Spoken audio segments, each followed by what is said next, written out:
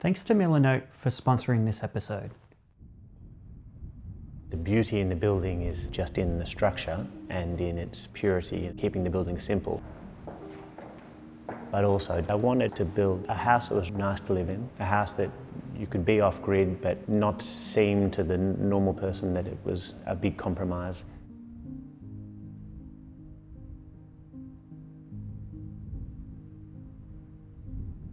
We're in Mansfield. I'm on a rocky hill that used to belong to the quarry next door.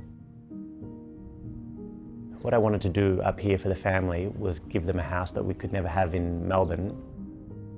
So we wanted to have a bulletproof house, so a house that had room for the 3 kids, but also meant they could be kids and nothing was too precious. They could kick the footy and bounce balls and do all the things that they will do anyway without me getting too stressed.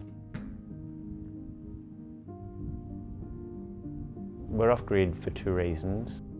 One, it would have been really, really expensive to run power from the road up to the top of the hill. But 2, I always loved the idea of being free and in charge of your own world. We learnt a lot doing the container cabin, so I think we got the off-grid side of things right.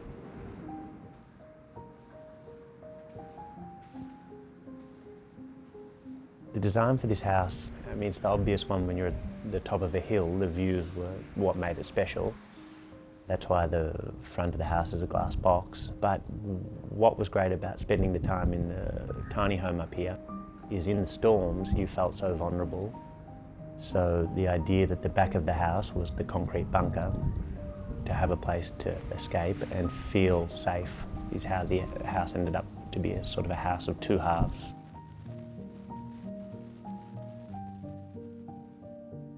Front of the building is in the glass box, living room at one end, kitchen in the middle, and then a living room at the other end, fireplaces at both ends. Then in the back solid concrete part of the house we have a garage. Then we have a long hallway, and off the long hallway is a kids' playroom. And then laundry, bathroom, kids' bedrooms. All the kids' bedrooms are just small. The thought is that they don't spend all their time in the bedroom, it's a place to sleep.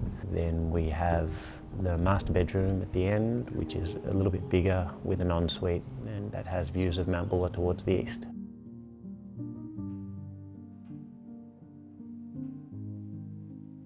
We do live in the world where waste is such a big issue, and I understand that we all want things and we sometimes can only afford the cheaper option, so we buy that and then throw that in the bin and buy the better one when we can afford it. So it's hard to do things at a level that will last forever in the beginning.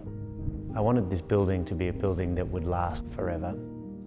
I know some people comment on a lot of steel and a lot of concrete not being the best choices for the environment, but they are materials that will last forever. There's no reason this building won't be here for hundreds of years.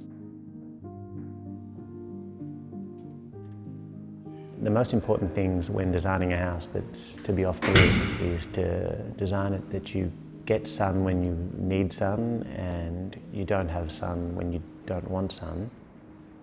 The front of this house gets a morning sun, a northerly sun in winter, and then the westerly is always difficult because it's an aggressive sun, but it's a low aggressive sun. So that's controlled in this building with screens that swivel.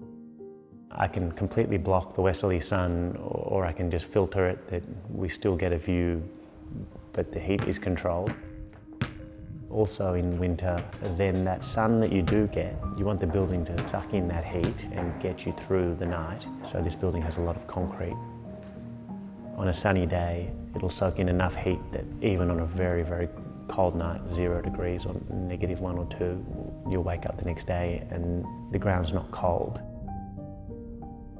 What powers this off-grid setup is we've got 10 kilowatts of solar panels on the roof and 20 kilowatt hours of battery storage. That's great most of the year. In winter, if you have a few days of bad weather, you will run out of power. We make a little bit of an effort, but for those few days of horrible weather, there's a backup generator, so you can still use the oven or a dishwasher or a coffee machine. We've got 70,000 litres of water storage buried. That water is used for everything. The water's pumped up from the tanks to the house, goes through a filter before you drink it. So when I was designing this house, I really wanted to live here. We're from Melbourne and now living in the country, which I knew I could easily do, but I wanted my wife to want to live here. So I didn't want living off-grid to be difficult.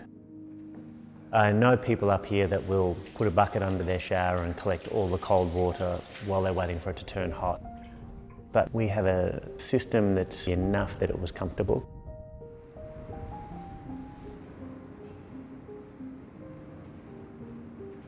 My favourite thing in design and architecture is what you're just calling minimalism, but mine is just honest simplicity and just trying to find the simplest way to make something look beautiful that will also last forever.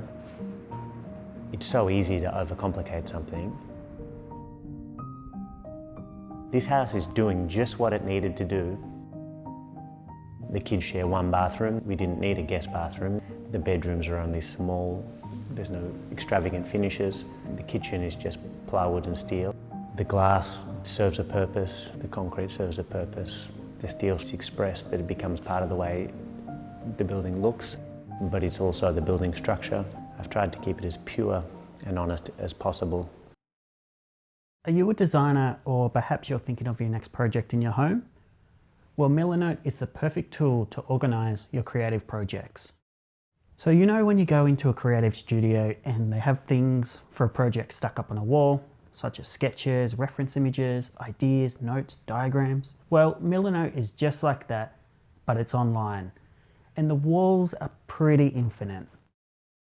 Milanote is a place to collect and organise all of your thoughts and ideas, put together checklists of everything that needs to be done, visualise and gather inspiration, and set a visual direction for a project.